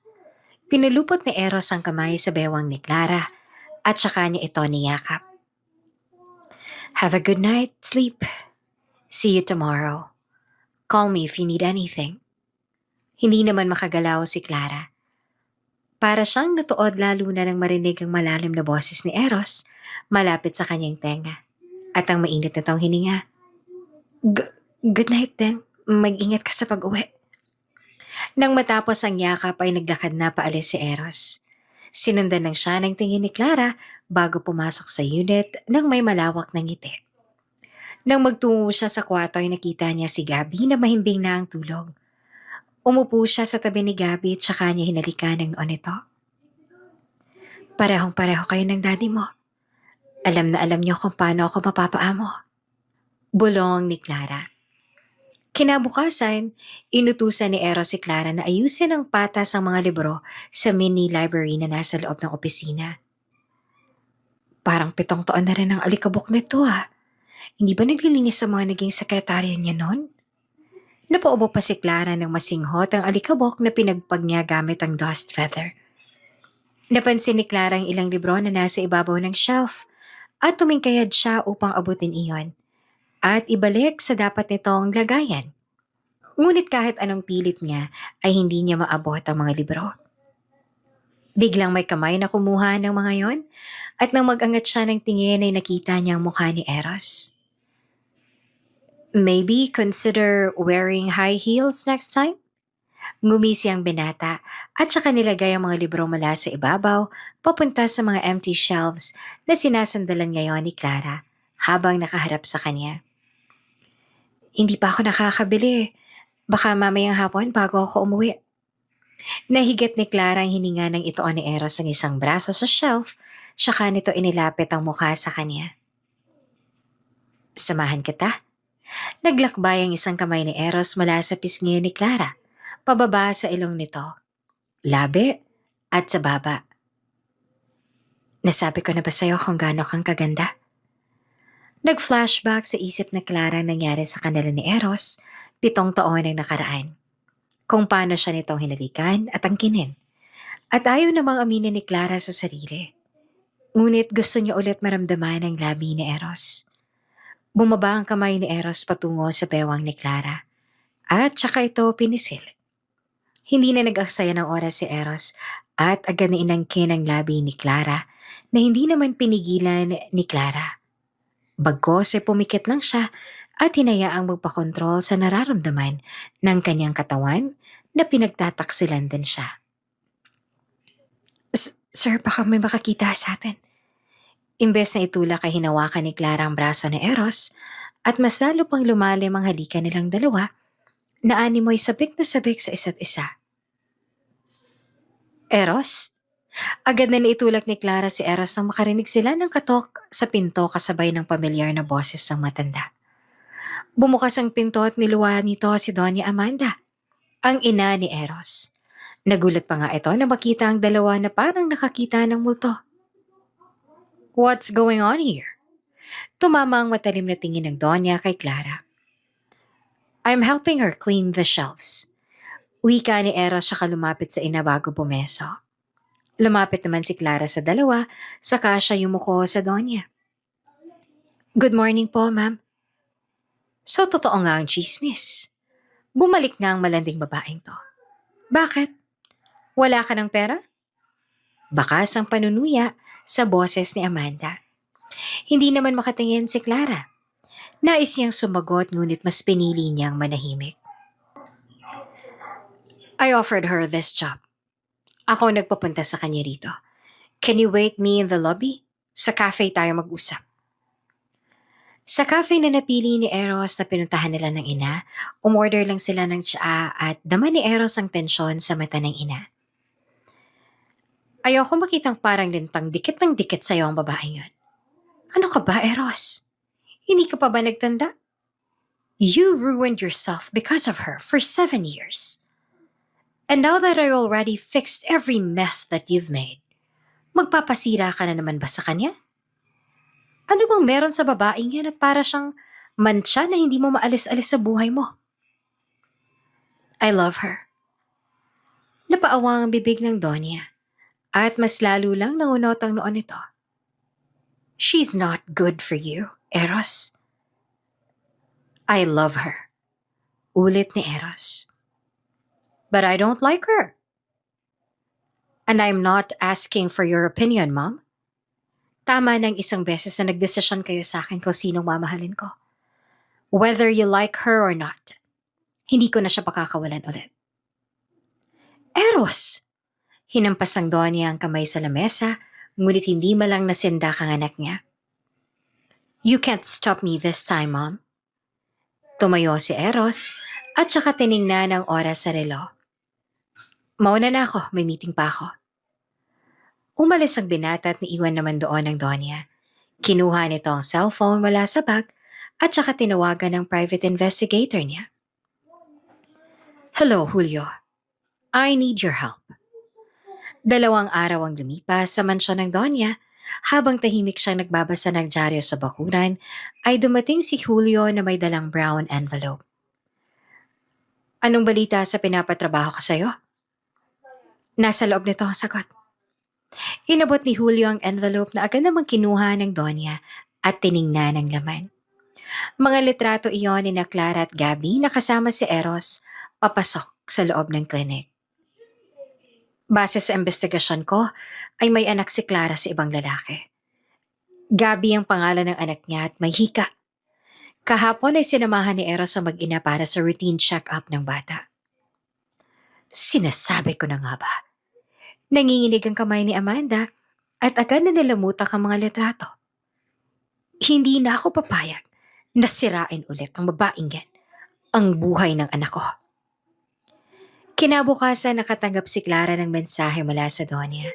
Kagaya ng sinabi ni Amanda sa mensahe, ay pumunta si Clara sa mansyon nito.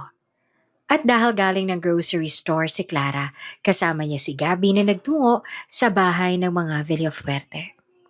Pinaupo ni Amanda ang mag-ina sa sofa na nasa harapan niya.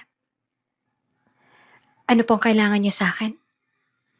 You worked for my son 7 years ago, Clara. And I assumed you already know what I like and what I don't like for him. Alam ko po. Hindi ko naman inaasahan na pagkatapos ng ilang taon na nawala ka, ay babalik ka pala ulit sa buhay niya. Naghihirap ka na ba ulit? Ngayon, sinama mo pa ang anak mo para gatasan si Eros? Manggagamit ka. Tila nagpanteg ang tenga ni Clara sa narinig mula sa Donya at hindi niya naiwasang sumagot. Mawalang galang na po. Kaya kong tiisin lahat ng masasakit na salita niyo sa akin. Dahil sanay naman ako sa tabas ng dila ninyo at kung paano kayo mangmata sa mga taong hindi niyo ka-level. Pero huwag niyo pong idadamay ang anak ko sa galit niyo sa akin. Ang anak niyo po nakiusap sa akin na bumalik at maging sekretary niya. At hindi ko kailangan ng pera ng pamilya ninyo para buhayin ang anak ko. Dahil nakaya ko hong buhayin siya sa loob ng 7 taon nang walang tulong ng ibang tao. Bakit? Hindi ba totoo? Na pineperahan mo lang ang anak ko para may panggastos ka dyan sa anak mong sakitin. Pinapunta mo lang ba talaga ako rito para insultuhin? Pinapunta kita rito para sabihin sa'yo na lumayas ka na sa buhay ng anak ko. Sabihin mo yan sa kanya. Tama na po. Natigil sina Clara at Donya Amanda sa pagsasagutan nang bigla na lang magsalita si Gabby. Umiiyak ang bata. Habang nakatingin sa dalawa. Huwag niyo pong sigawan ng mama ko. Wala po siyang ginagawang masama. Pagmamakaawa ni Gabby sa Donya. Ang mga mata ng Donya na kanina'y puno ng panunuya at inis ay biglang lumamlam. Tumingin siya kay Clara bago binalik ang tingin sa bata. Bahagya siyang umupo upang mapantayan si Gabby. Pinunasan ng Donya ang luha ni Gabby. Shhh, tahan na. Nang magbaba ng tingin ng Donya sa leeg ng bata, ay napansin niya ang nunal nito na kagayang-kagaya ng kay Eros. Naningkit ang mata ni Amanda at pinagmasdan ng maigi ang mukha ni Gabby. Mula sa panga nito hanggang sa mga mata, may pagkakahawig ito sa anak niya. Nasaan na nga man ang batang to? Tanong ni Amanda tsaka tumingin kay Clara. Patay na. Baby pa lang si Gabby na matay ng papa niya sa aksidente. Tinitigan ni Amanda ang nang maigi ang mukha ni Clara. Dahil duda siya sa sinabi nito.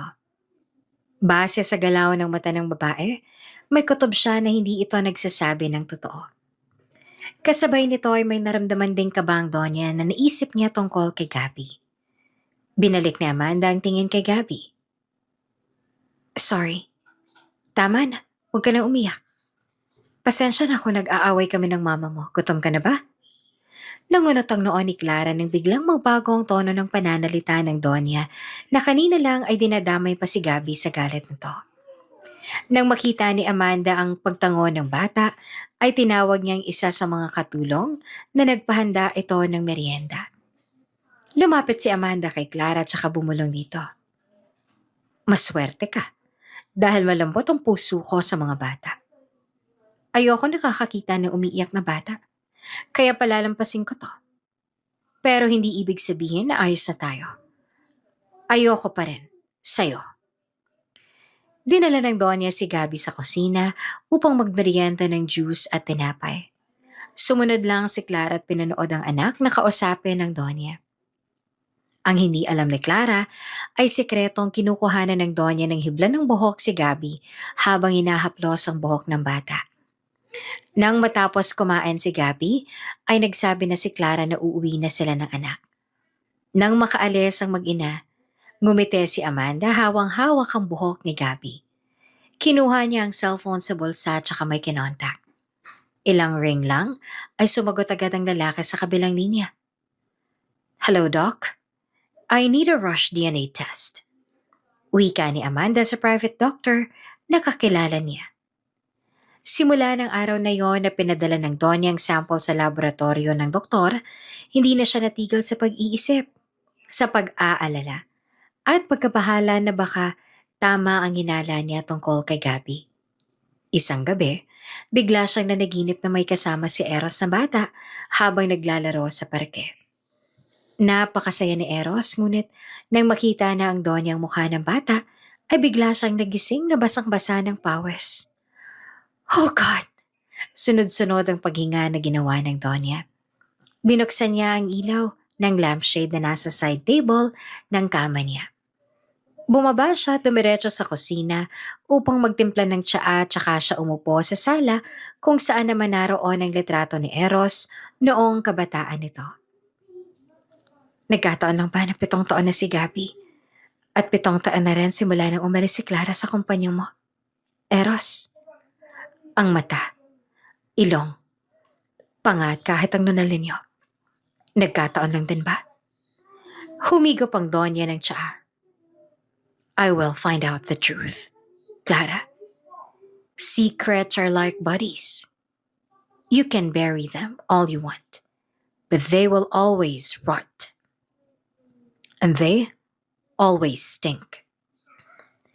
2 linggo ang lumipas ay lumabas na ang resulta ng lab result. Dumating ang isang brown envelope sa pinto ng mansyon ng Donya at agad niya itong binuksan upang basahin ang sinasabi ng papel. 99.9% probability of paternity. It means, anak ni Eros si Gabi. Natutop ng Donya ang sariling bibig nang mabasa iyon. Umagos ang luha niya ng dahil sa tuwa na may halong pagsisisi dahil sa mga nasabi niya sa mag-ina. Samantala, habang nasa opisina si Clara ay napansin naman ni Eros ang pag-iwas nito sa kanya. Isang araw na rin ganon si Clara at naging malamig ito kay Eros. Habang nagtitimpla si Clara ng kape ni Eros sa pantry ng opisina, ay niyakap ni Eros si Clara mula sa likod nito. At hinalikan niya ang batok ni Clara. Ano ba? Tigilan mo yan. Marami ka pang trabahong dapat gawin. What's wrong with you? Iniiwasan mo ba ako? Kapag nalaman ng mommy mo na naglalandian tayo rito sa opisina mo, uusok na naman ang ilong nun. Hinarap ni Eros si Clara sa kanya. Bakit? Kinausap ka ba niya? Nagpakawala ng buntong hininga si Clara. Wala na rin namang sense kung itatago niya kay Eros ang ginawang komprotasyon ni Doña Amanda sa kanya. Ayaw niya sa akin. Sa amin ng anak ko. Iniisip niya na kaya ako bumalik ay dahil kailangan ko ng pera mo. We both know that's not true. Siyang hindi makaintindi. Don't mind her. Ang mahalaga naman ay tayo eh. Kinuha ni Eros ang kamay ni Clara at saka hinalikan ni Eros ang likod ng palad nito. Kahit nawala sa mood si Clara, ay napangiti siya at pabirong sinampal ng mahina si Eros na tumawa lang. Mabuti na lang at hindi mo nakuha ang ugali ni Doña Amanda. Akala mo lang. Sa'yo lang naman ako ganito eh. Marahang hinalikan ni Eros ang labi ni Clara. Habang nakatingin si Clara sa mukha ni Eros, hindi niya maiwasang mag-guilty at matakot. Hindi niya alam kung ganun pa rin si Eros sa kanya kapag nalaman nito ang totoo. Will you still love me if I lied to you? Bigla na lang iyong lumabas sa pipig ni Clara. Tinitigan siya ni Eros saka nito hinaplos ang pisngi ni Clara. Of course. But honestly, let's refrain from hiding anything from each other. I prefer a relationship that's real. I hide nothing from you, Clara. Bakit may tinatago ka ba sa akin? Umiwas ang tingin si Clara. Muling hinalikan ni Eros ang masuyo ang pisngi ni Clara. Naputol ang sandaling iyon nang marinig nila ang boses ni Amanda mula sa labas. Eros? Clara, where are you two? Nagkatinginan ng dalawa at sabay na lumabas ang pantry. Naabutan nila ang Donya na nakaupo sa sofa habang sa ibabaw ng lamesa ay pinatong nito ang 2 container ng pagkain mula sa isang restaurant. Oh, there you are. Halika't kumain muna kayo, nag-take out ako ng pagkain. Binuksan ni Amanda ang takip ng Tupperware. Anong ginagawa niyo rito, Mom? Wala lang. Masama bang bisitahin ng anak ko at ang maganda niyang sekretarya? Nagtaka naman si Clara sa sinabi ni Amanda. Hindi niya mahulaan kung pinaplastic siya ng Donya o hindi. Ngunit sa pagkakakilala ni Clara kay Amanda, hindi uso rito ang pakitang tao. Kukuha lang po ako ng pinggan. Ay ako na, Iha. Maupo ka na rito. Samahan mo si Eros. Putol ni Amanda sa sasabihin sana ni Clara. Tumayo ang Donya at saka niya hinawakan ng balikat ni Clara at pinaupo ito. Nang umalis si Amanda upang kumuha ng pinggan at kubyertos, agad na kinausap ni Clara si Eros. May sakit ba ang mami mo? May kilala akong albularyo, ipatawas mo. Bulong ni Clara. I don't know either. Nagulat nga din ako. Nang bumalik si Amanda, ay umaktong normal ang dalawa. Pinagsilbihan ni Amanda ang dalawa na may malawak ng ngiti. Masarap to, tamang-tama at mukhang hindi pa kayo kumakain. Binigay ni Amanda ang isang pinggan na may macaroni salad kay Eros at ang isa naman ay kay Clara bago siya umupo sa tabi ng dalawa. Kain lang ng kain, ha? Siya nga pala mamaya, ihahatid mo ba tong si Clara? Nagkatinginan sina Clara at Eros. Natawa si Amanda sa naging reaksyon ng dalawa. Oo, alam ko na hinahatid mo tong babaeng to. Huwag kayong mag-alala. Hindi ko sinira ang preno ng sasakyan ni Eros. Itatanong ko lang sana kung pwede ba akong sumama. May mga binili kasi akong bagong laruan para kay Gabby. Sigurado ako magugustuhan ngayon. Kagaya ng sinabi ng Donya, wala nang nagawa sina Clara at Eros nang sumama ito papunta sa kondo. Dala ang sandamakmak na shopping bags na puro laruan, bagong damit at sapatos para kay Gabby. Tuwang-tuwa si Amanda na makitang nagustuhan lahat iyon ni Gabby. Sa may kusina, magkasama sina Clara at Eros na naghahanda ng hapunan nila habang nakamasid kay Amanda at Gabby na nasa sala. Sigurado ka bang nanay mo yan? Hindi kaya elemento na yan at nawala na talaga yung tunay mong ina pero hindi mo pa alam? Elemento agad? At saka, bakit parang hindi ka masaya na close sa si mom sa anak mo? Malay mo, si Gabby pa lang daan para magustuhan ka ni mommy. Ay, nakakapagtaka lang kasi. Parang kailan lang halos ipakulam na ako ni Donya Amanda para lang umalis ako sa buhay mo tapos ngayon parang napaka-unrealistic naman na biglang nagbago ang hangin sa isang iglap. Clara, you're being paranoid. Let's just see how it goes, okay? Hinawakan ni Eros ang kamay ni Clara at tipid siyang ngumiti. Birthday ko na po next week. 7 years old na po ako. Wika ni Gabby habang naglalaro ng bago niyang robot. Talaga? Oh, saan ka raw mag-birthday? Tanong ng Donya. Kakain daw po kami sa labas ni Mama. Ano? Yun lang? Walang party? Naku, hindi ako papayag. Ako nang bahala sa birthday party mo. Sisiguraduhin ko na maiinggit lahat ng mga kaibigan mo sa probinsya sa 7th birthday mo. Gusto mo ba yon? Nagliwanag ang mukha ni Gabby at sunod-sunod na tumango. Opo, hindi ko pa po nararanasan magkaroon ng party. Niyakap ni Gabby ang Donya. Nang marinig ni Clara ang sinabi ni Amanda, ay agad naman siyang lumapit sa mga ito. Sa likod niya ay nakasunod lamang si Eros. Naku ma'am, wag na po, gastos lang po yun. Bigla namang nalumbay ang mukha ng bata at saka ito bumalik sa paglalaro. Maging si Amanda ay nahawa naman sa kalungkutan ni Gabby kaya agad siyang tumayo upang harapin si Clara. Ano ka ba Clara? Minsan lang yun. At saka, ayaw mo bang maging masaya si Gabby sa kaarawan niya? Huwag ka nang tumanggi. Nagpakawala ng buntong hininga si Clara. Kapag tumanggi siya, ay malulungkot si Gabby. Kapag naman pumayag siya, hindi niya alam ang kapalit nito. Wala pa rin siyang tiwala sa Donya, kahit na tila bumait na ito. Naramdaman naman ni Eros na hindi agad nakasagot si Clara kaya sumingit na siya sa usapan nilang dalawa. Mommy, why would you even do that all of a sudden? Gusto ko lang bumawi dito kay Clara. Nitong mga nakaraang araw ay naisip ko na sumobra na ako. Gusto ko lang humingi ng tawad, Iha, sa lahat ng nasabit ng gawa ko. Kaya sana'y tanggapin mo tong peace offering ko. Hayaan mo na ako magpa-birthday kay Gabby. Mabait na bata ang anak mo. Deserve niya ng masayang birthday. Hinawakan ni Amanda ang balikat ni Clara. Nagkatingin na naman sina Clara at Eros. Ngumiti si Eros sa kanya inakbayan ng babae upang bigyan ito ng assurance. Wala na rin nagawa pa si Clara kundi ang pumayag sa gusto ng Donya. Sa araw ng selebrasyon, pinadala ng Donya sina Clara at Gabby ng susuotin nila para sa party. Isang magandang pink dress para kay Clara at tuxedo naman para kay Gabby. Sinundo sila ng driver ng Donya at dinala sila sa isang 5-star hotel na siyang venue ng birthday celebration. Pagpasok pa lang sa loob ng event center, kapansin-pansin na ang dami ng bisita.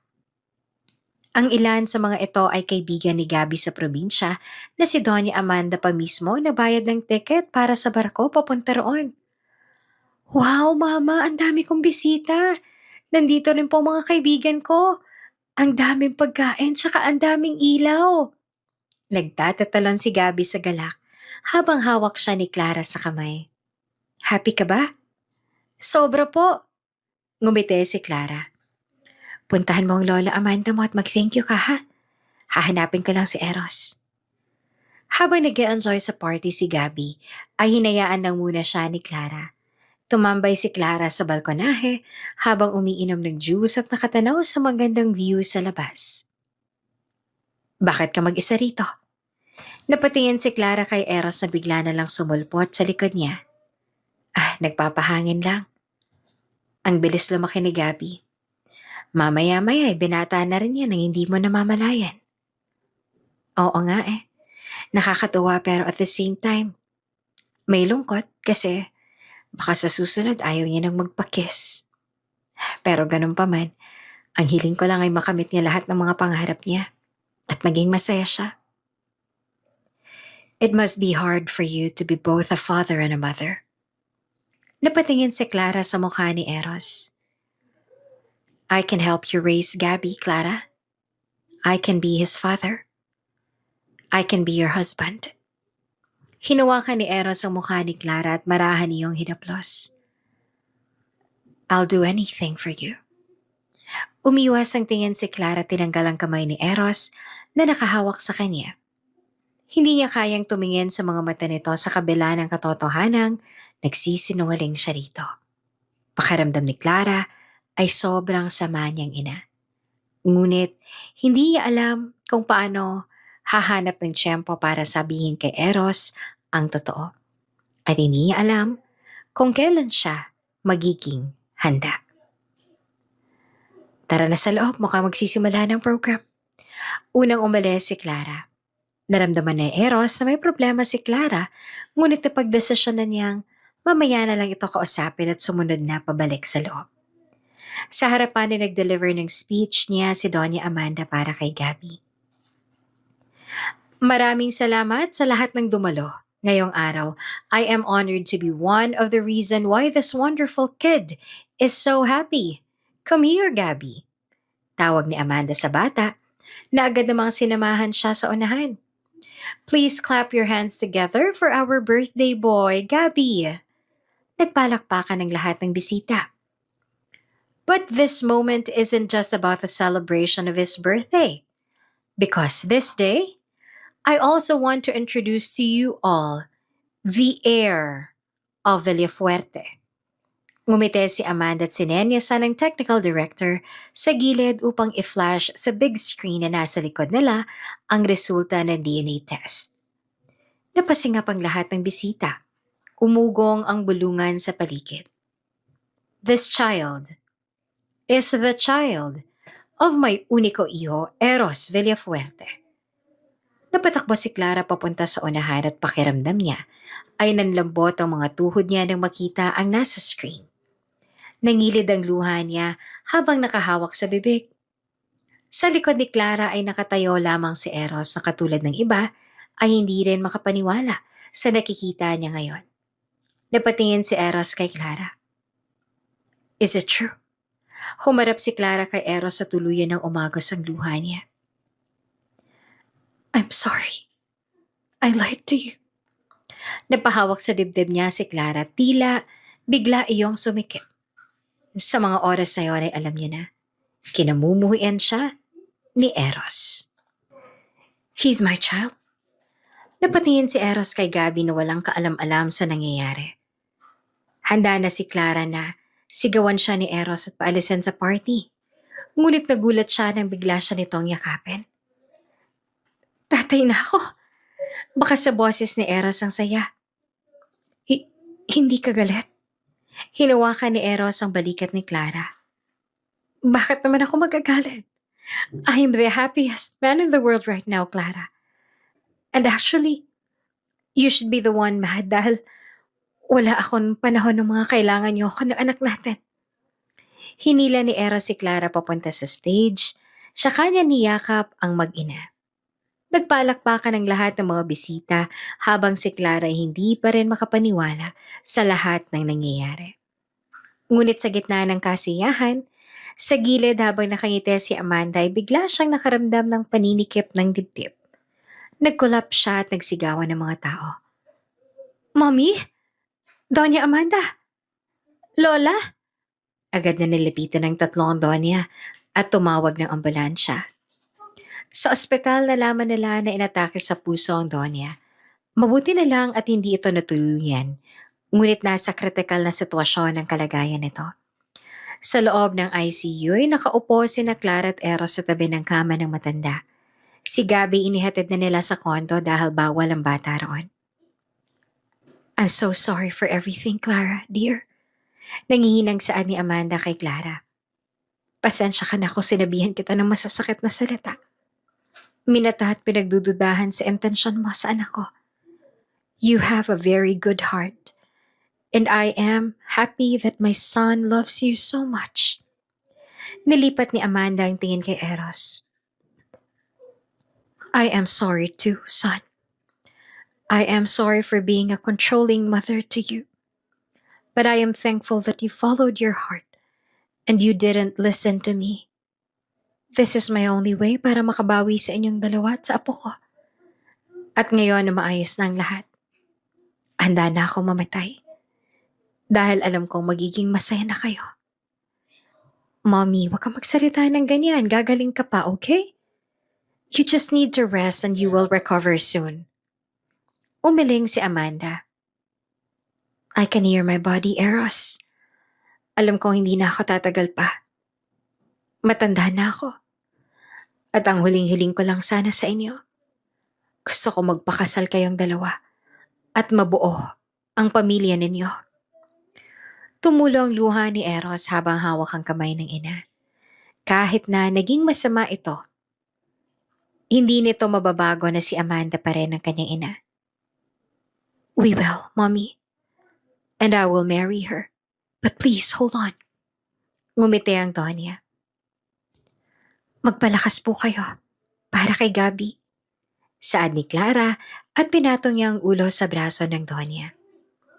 Upang mapagbigyan ng gusto ni Amanda, agad naman na nagpatawag ng pari si Eros sa ICU. Nang gabi ring yon, tinawagan ni na Clara at Eros ang ilan sa malalapit nilang kakilala upang maging sakse sa kanilang dalawa. Maging ang mga nurse at doktor sa ospital. Sa tulong din ng mga connection ni Eros ay maayos ang lahat at naganap ang emergency wedding sa loob ng ospital. Sa loob ng ICU, sa harap ng Donya.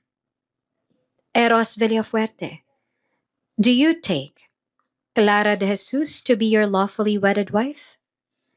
Do you promise to love her, comfort her, honor and keep her, in sickness and in health, and forsaking all others, remain faithful to her as long as you both shall live?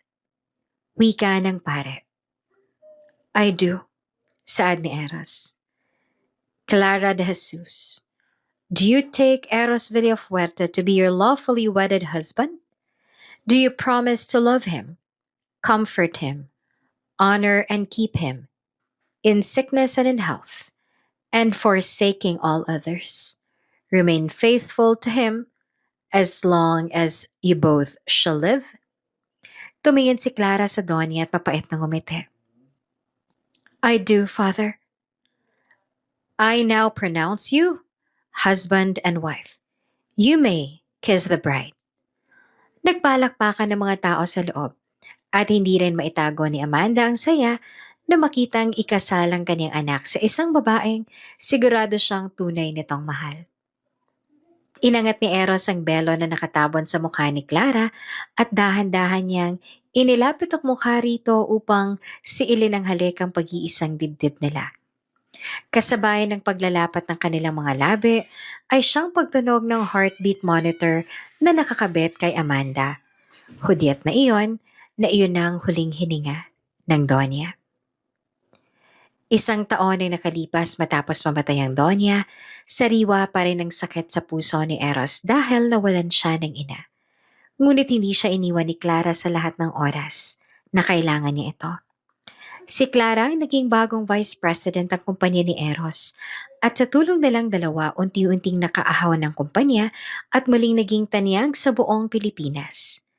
Matapos silang sunduin si Gabby mula sa paaralan ay napagdesisyon ng mag-asawa na pumunta sa sementeryo upang bisitahin ang puntod ng Donya.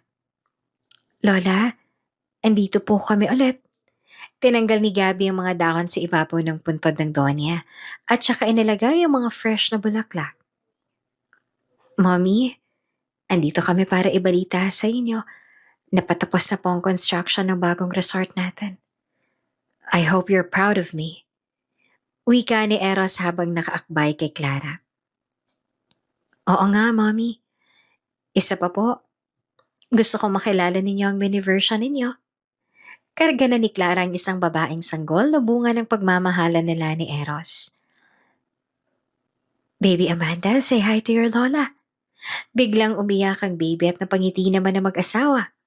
Hinalikan ni Eros ang noon ni Clara at saka niya ginulo ang buhok ni Gabby.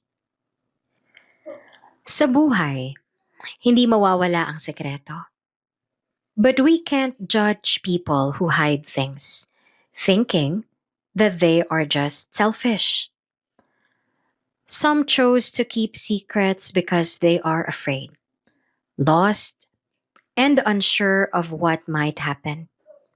They take time to build the courage to reveal their darkest secret. Or maybe they don't need courage at all.